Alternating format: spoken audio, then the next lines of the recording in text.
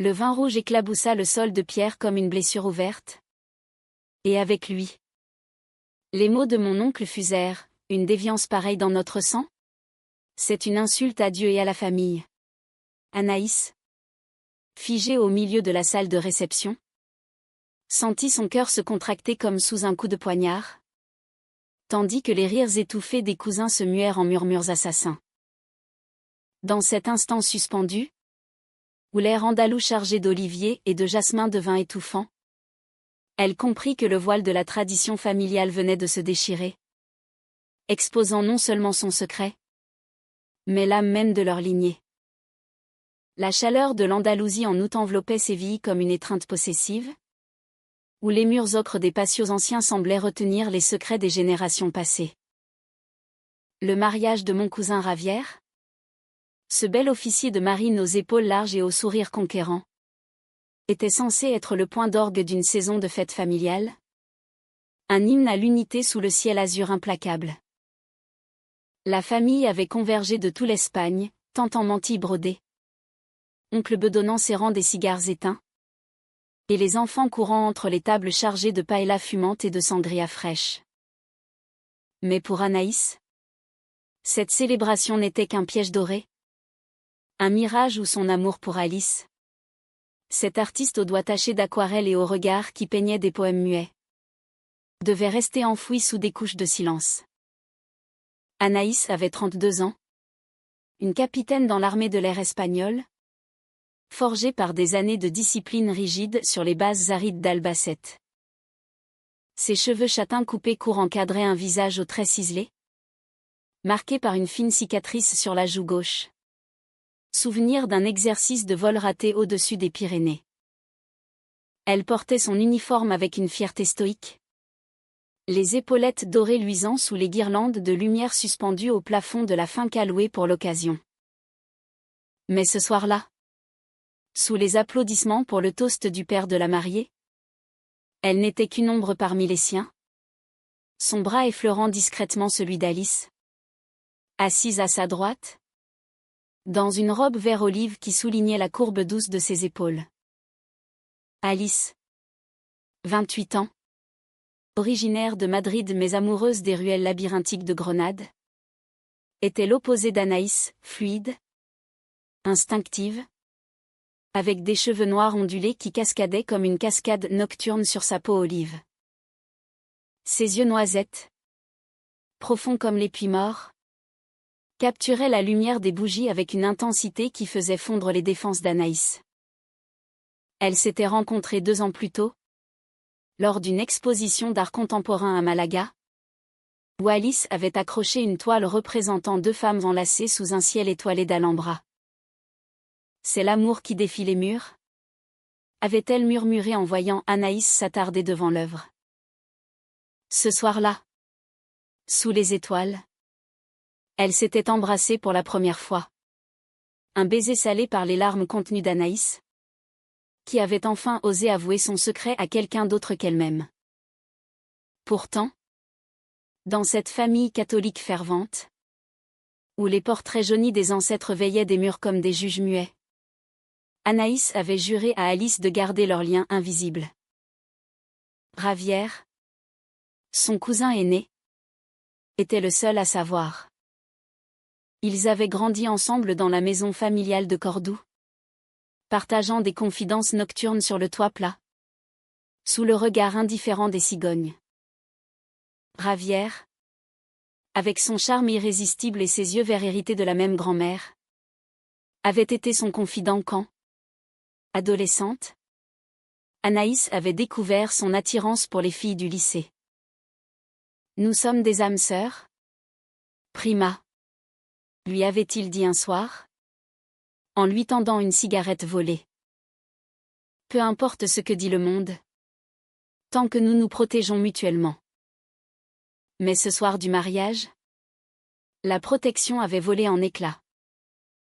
Tout avait commencé innocemment, avec un jeu de société improvisé après le dîner, où les verres de manzanilla coulaient à flot et les langues se déliaient. La tante Remedio, veuve acariâtre aux lèvres pincées comme une figue sèche, avait lancé la première pique. Anaïs. Ma chère. Quand vas-tu enfin nous présenter un beau garçon? À ton âge? Une officier comme toi mérite un foyer solide. Les rires avaient fusé. Bon enfant au début. Mais Anaïs avait senti la sueur perler sur sa nuque. Son uniforme soudain trop serré. Elle avait esquivé d'un sourire crispé, jetant un regard à Alice, qui feignait l'intérêt pour son assiette de jamon ibérico. Mais l'alcool avait aiguisé les crocs de la famille. L'oncle Felipe, rougeau et bedonnant, avait enchaîné, les militaires. Toujours en vol. Jamais au sol. Pas étonnant que tu sois encore seul. Avec tes habitudes solitaires. Un silence avait plané. Puis un cousin ivre avait ajouté, solitaire? Ou peut-être avec des pilotes. De l'autre bord? Le rire avait éclaté. Gras et complice. Mais Anaïs avait vu le mal dans leurs yeux, la peur de l'inconnu. La rage de la tradition bafouée. C'est alors que l'oncle, dans un geste théâtral, avait renversé son verre sur la table. Le vin rouge coulant vers Anaïs comme une accusation liquide. Une déviance pareille dans notre sang, avait-il tonné? Sa voix couvrant le flamenco lointain des guitaristes. Les murmures s'étaient mués en un chœur de jugement, honte à la famille. Qu'en diraient les grands-parents? Anaïs s'était levée. Les poings serrés. Son cœur battant la chamade comme un moteur d'avion en piqué. Alice avait tenté de la retenir. Ses doigts fins sur son poignet. Mais Anaïs s'était dégagée. Les yeux brûlants. Vous ne savez rien de moi? Avait-elle murmuré? Sa voix rauque d'émotion contenue. La salle s'était figée. Les invités comme des statues de sel sous le lustre scintillant. Ravière, au bout de la table des mariés, avait pâli. Son smoking noir soudain trop ample. Sa nouvelle épouse, Elena. Une beauté andalouse aux cheveux relevés en chignon orné de camélias, lui avait serré le bras. Inquiète. Mais Ravière n'avait rien dit. Pas encore. Anaïs avait fui vers le patio. L'air nocturne chargé d'odeurs d'oranger en fleurs la frappant comme un baume insuffisant. Alice l'avait suivi. Ses pas légers sur les dalles irrégulières. Il ne mérite pas tes larmes, avait dit Alice en l'enlaçant par derrière. Son menton posé sur l'épaule d'Anaïs. La capitaine avait fermé les yeux, laissant les sanglots monter. Silencieux et profonds comme les gorges de Rhonda. C'est ma famille. Alice. Ma chère.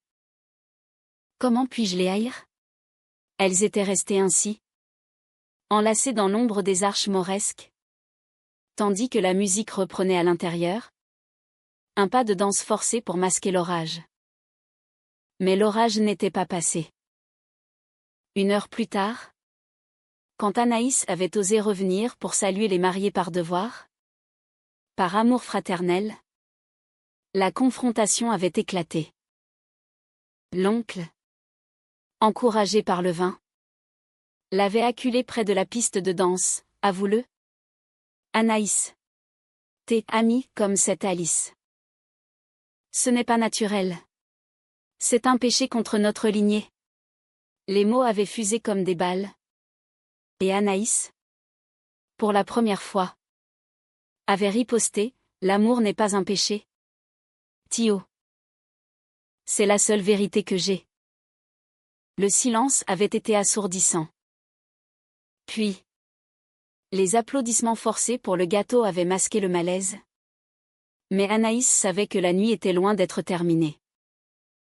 Ravière l'avait rejointe plus tard, dans un coin sombre du jardin, où les fontaines murmuraient des secrets aux lauriers roses. Pardon? Prima. Avait-il chuchoté? Sa voix brisée. Je n'ai pas su te protéger. Anaïs avait secoué la tête. les larmes coulant enfin librement. Ce n'est pas ta faute, Ravière. Mais pourquoi? Pourquoi maintenant? Il avait hésité. Son regard fuyant vers les lumières de Séville au loin. Parce que je porte le même fardeau. Et ce soir? Je ne peux plus le taire. La confession de Ravière plana dans l'air nocturne comme une brise soudaine du sirocco, emportant avec elle les parfums entêtants des jasmins et des regrets accumulés. Anaïs le dévisagea. Son uniforme froissé par la tension de la soirée. Les boutons dorés ternis par la sueur de l'humiliation. Le même fardeau, répéta-t-elle. Sa voix un murmure rauque. Comme si prononcer ces mots à voix haute risquait d'invoquer les fantômes de leur enfance. Ravière. 35 ans. Avec ses tempes légèrement grisonnantes sous le gel impeccablement appliqué. Hocha la tête. Ses yeux verts miroirs des siens brillants d'une vulnérabilité qu'elle ne lui avait jamais vue. Oui. Anaïs. Moi aussi. J'ai aimé en secret. Un homme. Pendant des années. Mais la famille. Elena. Tout cela m'a forcé à enterrer cela plus profond que toi. Le jardin de la finca, avec ses allées de gravier blanc crissant sous leurs pas hésitants, devint un confessionnal improvisé. Les lanternes marocaines suspendues aux branches diffusaient une lumière tamisée, peignant des ombres dansantes sur le visage tourmenté de Ravière. Il raconta tout, les nuits volées à Madrid, avec un architecte nommé Carlos, dont les mains calleuses sentaient le plâtre et la liberté. Des week-ends à Tolède, déguisés en voyage d'affaires, où ils avaient marché main dans la main dans les ruelles oubliées, loin des yeux inquisiteurs. J'ai cru que le mariage guérirait cela, avoua-t-il, sa voix se brisant sur le mot guérir. Elena est bonne. Anaïs. Elle mérite mieux que mon mensonge. Mais ce soir, en te voyant humiliée, j'ai compris que le silence nous tue tous. Anaïs sentit une vague de compassion l'envahir, mêlée à une colère sourde envers le destin qui les avait liés dans la dissimulation. Elle posa une main sur son épaule, sentant les muscles tendus sous le tissu fin de sa chemise. Alors, dis-leur. Ce soir. Pour nous deux. Ravière recula, pâle comme un linceul. Et détruire Elena? La famille? Non. Prima. Je ne peux pas. De retour dans la salle. L'ambiance avait viré à l'euphorie forcée, la piste de danse bruissait de robes virevoltantes. Les rires couvrant les murmures persistants. Alice, adossée à un pilier sculpté, observait la scène avec ses yeux de peintre, capturant mentalement les contrastes, la joie factice contre la douleur tapie. Quand Anaïs la rejoignit, elle glissa un bras autour de sa taille, un geste discret mais chargé d'électricité. « Il t'a parlé ?» demanda Alice. Sa voix un souffle chaud contre l'oreille d'Anaïs. La capitaine acquiesça. Les mots de Ravière encore suspendus à ses lèvres comme un sortilège. Il est comme nous. Piégé dans la même toile. La nuit s'étira. Ponctuée de toasts et de danses traditionnelles. Anaïs, épuisée par le poids des regards obliques, se réfugia sur la terrasse surplombant les vignobles de Jerez. L'air était plus frais là-haut, chargé du sel de l'Atlantique lointain. Alice la suivit, portant 2 verres de Kérès ambré. Elles s'assirent sur un banc de pierre, leurs cuisses se frôlant dans l'intimité volée. « Raconte-moi tout » murmura Alice, ses doigts traçant des cercles apaisants sur le genou d'Anaïs. Et Anaïs parla, des confidences de Ravière, de la trahison implicite de leur silence mutuel, de la peur viscérale qui les unissait plus que le sang. Alice écouta, ses yeux noisettes reflétant les étoiles naissantes. L'amour n'est pas une prison? Ma chérie. C'est une clé. Elle se pencha. Ses lèvres effleurant celles d'Anaïs dans un baiser doux, salé par les larmes séchées. Pour un instant, le monde s'effaça, plus de famille, plus d'uniformes, plus de secrets. Juste elles deux. Sous le voile de la nuit andalouse, où les oliviers centenaires semblaient murmurer des encouragements oubliés. Mais le destin, capricieux comme une danseuse de flamenco, ne les laissa pas en paix. Au petit matin, alors que les premiers rayons rosissaient les collines, un cri déchira l'aube. Elena, échevelée dans sa robe de nuit de dentelle, surgit dans la chambre d'hôtel où Anaïs et Alice avaient trouvé refuge. Ravière. Il a tout avoué. Balbutia-t-elle. Ses yeux gonflés de larmes. Ses joues pâles comme la craie. Anaïs bondit du lit. Son cœur cognant. Avouer quoi? Elena s'effondra sur une chaise, les mains tremblantes serrant un mouchoir brodé. Hier soir, après ton départ, il m'a tout dit. Sur Carlos. Sur ses doutes. Sur le mariage comme un mensonge. Et sur toi, Anaïs. Il a défendu ton amour pour Alice comme s'il s'agissait du sien. Il a crié à la famille que nous étions tous des hypocrites, piégés dans une tradition qui nous étouffe. Les mots d'Elena étaient un torrent, mêlé de fureur et de douleur. L'oncle a eu une crise. Ils l'ont emmené à l'hôpital. Et maintenant? Le scandale. Anaïs sentit le sol se dérober. Elle enfila son uniforme à la hâte. Alice l'aidant en silence. Ses gestes précis comme une toile en train de se dessiner. Elles foncèrent vers l'hôpital de Séville. Un bâtiment moderne aux murs blancs tranchants avec l'architecture baroque environnante. Ravière était dans une chambre stérile, reliée à un moniteur qui bipait rythmiquement. Son visage, amaigri par l'épuisement, s'illumina faiblement à leur vue. Prima. Alice. Pardon. J'ai craqué. Mais c'était nécessaire. Elena, assise à son chevet, leva des yeux implorants vers Anaïs.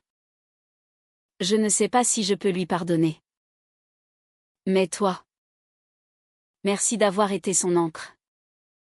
Les mots, prononcés d'une voix brisée, étaient un pont fragile vers la rédemption. Anaïs s'approcha, serrant la main de son cousin. Tu as été courageux. Ravière. Plus que moi. Les jours suivants furent un tourbillon de chaos familial. Les appels pleuvaient, tante en pleurs. Oncle furieux. Cousin divisé. La nouvelle du double coming out, celui de Ravière et sa défense farouche d'Anaïs, se répandit comme une traînée de poudre dans les cercles conservateurs de Cordoue. Des portes se fermèrent. Mais d'autres s'entr'ouvrirent, une cousine lointaine, elle-même en couple avec une femme, envoya un message de solidarité. Alice, avec son pragmatisme d'artiste, organisa une retraite improvisée à Grenade, dans un petit riad niché dans El Albessin. Là, sous les balcons sculptés et les patios embaumés de myrte, Anaïs et Alice redécouvrirent leur amour dans sa pureté brute. Des après-midi paresseux à peindre des nuits mutuelles, des nuits où les mots coulaient comme le Guadalquivir, lavant les blessures. Nous ne sommes pas définis par eux, murmura Alice un soir, alors qu'elles étaient allongées sur un tapis persan, la lune filtrant à travers les mouches arabiées. Anaïs, pour la première fois, rit doucement.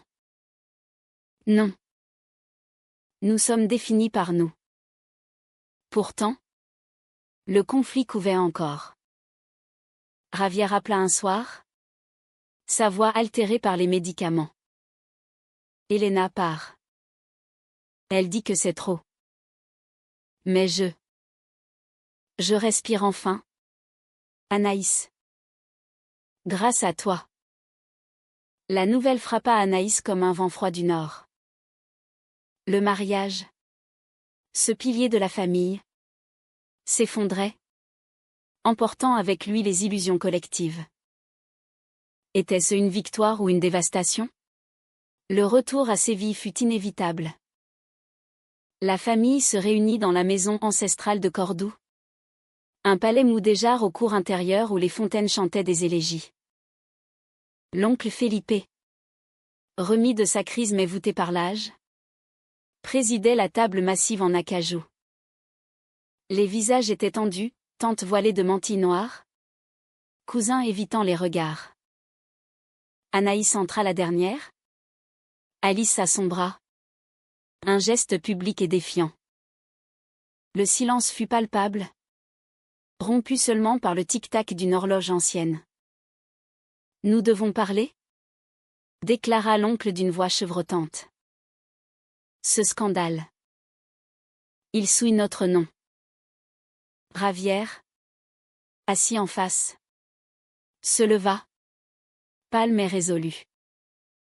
Non. Tio. C'est le silence qui nous souille. Anaïs et moi. Nous avons aimé en cachette trop longtemps. Mais l'amour n'est pas une souillure. C'est la lumière. Ces mots, prononcés avec une clarté d'acier, firent vaciller l'assemblée. Elena n'était pas là. Mais son absence pesait comme une sentence. Anaïs prit la parole à son tour. Sa voix ferme comme sur un tarmac d'atterrissage. J'aime Alice. Et ce n'est pas une déviance. C'est ma vérité. Si vous ne pouvez l'accepter, alors c'est vous qui perdez. Alice serra sa main. Ses yeux brillants d'une fierté farouche. Pour la première fois, la famille ne rit pas. Ne murmura pas. Un silence nouveau s'installa. Chargé de germes possibles. Les semaines qui suivirent la confrontation dans la maison mudéjar furent un lent dépouillement. Comme si l'Andalousie elle-même, avec ses vents secs et ses pluies rares, érodait les strates de mensonges accumulés. Anaïs rentra à sa base d'Albacete, où les hangars d'avions et les briefings matinaux offraient une armure familière contre le tumulte intérieur. Mais les nuits étaient hantées, rêves d'uniformes tachés de vin rouge, de regards familiaux comme des projecteurs inquisiteurs. Alice, restée à Grenade pour achever une série de toiles inspirées de leur retraite, lui envoyait des esquisses numériques des portraits d'elles deux, entrelacés dans des jardins éternels, où les ombres n'avaient plus de prise. Un soir, après un vol d'entraînement au-dessus des Sierras de Cazorla, Anaïs atterrit avec une fatigue qui pesait plus que le carburant épuisé. Son téléphone vibra, un message de Javier. Viens à Cordoue. Seul moment de paix avant la tempête. Elle hésita. Puis appela Alice. Rejoins-moi là-bas. J'ai besoin de toi pour affronter les ruines. La voix d'Alice, chaude comme un abraseau, répondit, toujours. Mis à mort. La maison familiale, vue de l'extérieur sous le soleil implacable de midi, semblait inchangée, portail en fer forgé orné de grenades stylisées. Cour intérieure où les grenadiers ployaient sous leurs fruits mûrs. Mais à l'intérieur, l'air était lourd de silence non dit. Javier les accueillit dans le salon aux tapis usés. Son visage marqué par des cernes profonds. Comme si le divorce naissant avec Elena avait creusé des sillons dans sa chair. Elle est partie à Séville. Chez sa sœur. Expliqua-t-il en servant du thé à la menthe. Un rituel mort hérité des ancêtres. Mais elle a laissé une lettre. Pour toi. Anaïs. La lettre. plié avec soin dans une enveloppe parfumée à la lavande, contenait des mots inattendus. Anaïs? Je t'ai haï un instant, pour avoir ouvert les yeux de Ravière sur ce que je refusais de voir. Mais maintenant, je te remercie. Ton courage m'a libérée aussi. Prends soin de lui. Et d'Alice. L'amour vrai est rare, ne le laissez pas s'effilocher. Les larmes montèrent aux yeux d'Anaïs, brouillant l'écriture élégante. Alice, assise à ses côtés sur le divan de velours fané, posa sa tête sur son épaule. C'est un début? Non. Une fissure dans le mur. Ravière observa la scène, un sourire triste aux lèvres. Elena a raison. Mais la famille. Il bouillonne encore. L'oncle prépare une réunion pour régler cela. Demain, au dîner. Anaïs hocha la tête, sentant la détermination se cristalliser en elle comme du quartz sous pression. Alors, nous y allons. Ensemble. Le dîner fut un chant de mines émotionnelles. La longue table de la salle à manger, éclairée par un lustre en cristal taillé, ployait sous les plats traditionnels, gazpacho andalou glacé, rôti d'agneau au romarin, et des coupes de fine opale. Les convives étaient alignés comme pour un tribunal, l'oncle Felipe à la présidence, flanqué des tantes Remedio et Carmen, leurs mantilles comme des voiles de deuil anticipé. Les cousins plus jeunes, mal à l'aise, picoraient leur assiette, évitant les regards. L'attaque vint tôt. L'oncle, après un toast guindé à la « unité familiale », planta son couteau dans le cœur du repas. Ravière? Anaïs. Vos confessions ont semé le désordre. Nous sommes catholiques, bons Espagnols. Ce que vous décrivez n'est pas notre voie. Repentez-vous, et nous pourrons pardonner. Un murmure d'approbation courut. Mais Anaïs vit les fissures, une cousine serrant les lèvres, un neveu jetant des regards furtifs.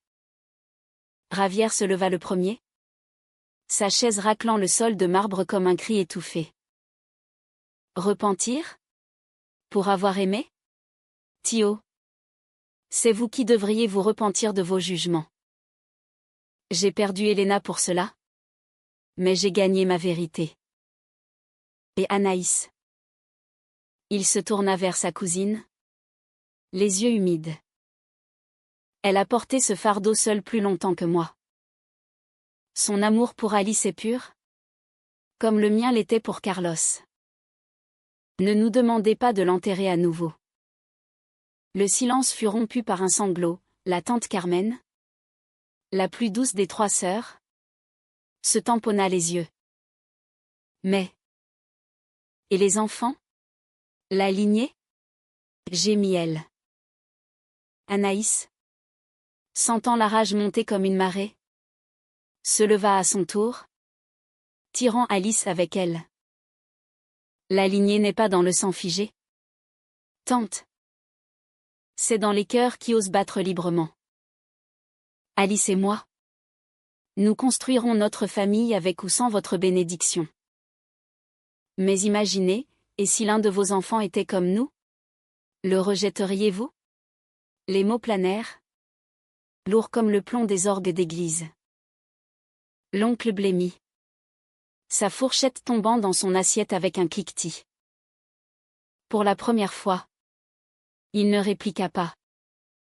Au lieu de cela, un cousin plus jeune, un étudiant en art comme Alice, murmura, « J'ai une amie. Comme vous. Et j'ai peur. » Le barrage céda alors, confession chuchotée. Larmes partagées. Embrassade maladroite. La tante Remedio, la plus acerbe, tendit finalement une main tremblante à Alice. Pardonnez une vieille folle. L'amour. C'est ce que nous avons tous perdu en chemin. La nuit se mua en veillée. Les vers de Finot passant de main en main. Les histoires coulant comme un fleuve libéré. Javier raconta ses nuits avec Carlos. Anaïs ses premiers baisers volés dans les casernes. Alice ses toiles secrètes inspirées de leur passion. L'aube les trouva épuisés mais allégés. La maison résonnant d'un rire timide. Premier bourgeon d'un printemps tardif. Pourtant, la rédemption n'était pas totale. Des lettres arrivèrent, rejets formels de branches éloignées de la famille. Murmures de scandale dans les paroisses locales.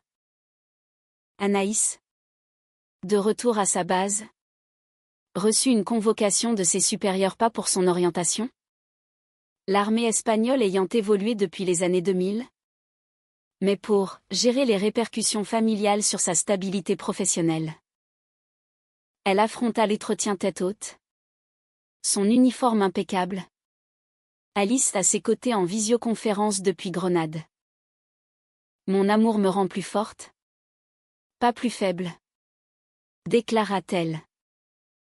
Les officiers hochèrent la tête, impressionnés par sa résilience. Javier, quant à lui, entama une thérapie, reconstruisant sa vie brique par brique. Il écrivit à Elena. Des lettres non pas d'excuses, mais de gratitude. Elle répondit une fois, « Guéris-toi d'abord. Peut-être que nos chemins se croiseront à nouveau. » En ami. Un espoir fragile, mais réel. Anaïs et Alice, dans leur appartement modeste à Grenade, un 2 pièces aux murs blancs badigeonnés de bleu azuléjo, tissèrent leur cocon. Des dimanches à l'Alhambra, où elle se tenait la main sans crainte. Des expositions où Alice vendait ses toiles lesbiennes avec fierté. Un soir d'automne, sous une pluie fine qui lavait les ruelles, Anaïs mit un genou à terre dans un patio fleuri. Alice, veux-tu m'épouser? Pas pour la famille. Pas pour le monde. Pour nous. Les yeux d'Alice s'embuèrent. Et son « oui » fut un poème en soi. Le mariage fut intime, Javier comme témoin. Quelques amis artistes. Une tante repentie. Pas de vin rouge versé. Pas de murmures assassins. Juste des vœux murmurés sous un ciel étoilé, où l'Andalousie semblait enfin les bénir. L'année qui suivit leur union fut un tableau en mouvement, où les couleurs vives de l'Andalousie, ocre des murs, azur des cieux, pourpre des bougainvilliers se mêlaient aux nuances subtiles de la guérison. Anaïs, promue major, volait désormais des missions de reconnaissance au-dessus de la Méditerranée, son esprit clair comme les radars qu'elle pilotait. Alice exposa à Madrid sa série « Amour caché », inspirée de leur saga familiale remportant un prix mineur mais symbolique. Un pont vers l'acceptation publique. Javier, divorcé mais apaisé, lança un blog anonyme sur la masculinité queer en Espagne, touchant des milliers d'âmes en silence. Pourtant, les ombres persistaient. L'oncle Felipe, usé par une pneumonie hivernale, envoya une lettre manuscrite à Anaïs, « J'ai prié pour toi. Nina. Pas pour te changer, mais pour comprendre. Viens me voir avant qu'il ne soit trop tard. » Anaïs, le cœur serré, prit le train pour Cordoue. Alice à ses côtés. La maison Moudéjar, enveloppée d'un manteau de brume automnale, semblait rapetissée, comme si les secrets l'avaient rongée de l'intérieur. L'oncle était alité dans sa chambre aux meubles massifs, entouré de crucifix et de photos jaunies. Son visage, ridé comme un parchemin ancien, s'illumina faiblement à leur entrée. Anaïs. Et la petite artiste. Asseyez-vous. Sa voix était un filet. Mais ses yeux, vif encore, portait une humilité nouvelle. J'ai revu ma vie. Ces derniers mois. Vos paroles à table. Elles m'ont hanté. J'ai aimé une fois. Moi aussi. Une femme avant ma défunte épouse. Une danseuse de flamenco. À Grenade. J'ai fui. Par peur. Et ce regret m'a mangé vivant. Les mots étaient une confession tardive. Un baume sur les plaies d'Anaïs. Elle prit sa main ridée. Sentant les veines saillantes comme des rivières asséchées. Thio. Le pardon n'efface pas la douleur. Mais il la rend supportable. Alice. Discrète. Esquissa un portrait rapide sur son carnet. Capturant l'instant, 2 générations face à face. Unies dans la vulnérabilité. L'oncle rit faiblement. Montre-moi ça. Un jour. Et. Invitez-moi à votre prochaine fête. 120 rouge. 1. Il mourut 2 semaines plus tard. Paisiblement. Un rosaire à la main. Au enterrement. Dans la cathédrale de Cordoue aux arches en fer à cheval. La famille se réunit sans hostilité. La tante Remedio prononça l'éloge funèbre. Incluant une phrase inattendue, Felipe a appris l'amour dans ces derniers jours. Comme nous tous. Ravière. Au bras d'un nouvel ami, un professeur discret de littérature. Versa une larme pour l'homme qu'il avait haï. Puis aimé à distance. Anaïs et Alice. Enceinte par insémination, un rêve concrétisé dans une clinique de Barcelone. Sentir leur lien se renforcer comme un olivier centenaire face aux tempêtes. La grossesse d'Alice, confirmée au printemps, fut un miracle quotidien, échographie où le cœur battait comme un tambour flamenco. Nuit où Anaïs posait l'oreille sur le ventre arrondi, écoutant les murmures d'une vie nouvelle. Leur fille naquit en juillet, sous un ciel andalou sans nuages, dans une clinique de Grenade aux murs peints de fresques morts.